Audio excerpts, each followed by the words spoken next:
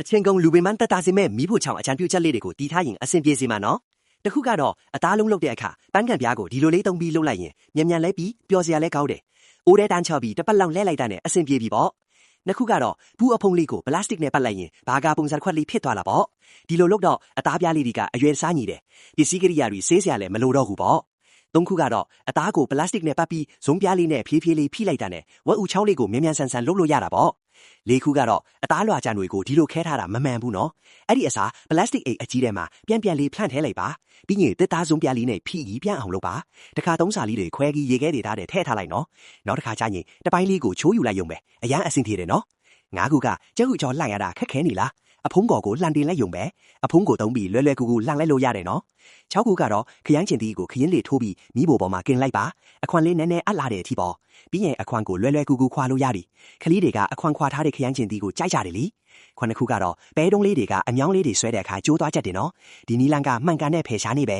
ရှစ်ခုကတော့ကျက်သွန်နီရဲ့အောက်ခြေကိုခရက်နဲ့ထိုးပါဒီလိုဆိုရင်ညီညာလီးလို့ရတယ်မျက်ရည်လည်းလုံးဝမကြဘူးလိုအပ်တယ်လို့ပဲလီးနော်ကိုခုကတော့သူ့တွေကဆေးပြီးရင်ခေါင်းပိတ်အမီးပိတ်ဖြစ်နေတတ်တယ်နော်သူ့တစ်ချောင်းနဲ့ကောင်းတာပေါ်မှာဖြည်းဖြည်းလေးတွန်းလိုက်ပါမြန်မြန်ဆန်ကွဲသွားပြီအရန်အဆင်ပြေတယ်နော်ဆဲခုကတော့လက်ဖက်ချောက်တွေကိုဘန်းကန်လုံးနဲ့ထည့်ပါမူးပုတ်ဆိုတာနည်းနည်းအရက်နည်းနည်းနောက်ဆုံးရှာလကားရည်နည်းနည်းထည့်ပါအဲ့ဒီဘန်းကန်လုံးကိုရေခဲတွေတာတဲ့ထည့်ထားလိုက်နော်နောက်တစ်ခါဖွင့်ကြည့်ရင်အနံ့တွေပြောင်းနေပြီပေါ့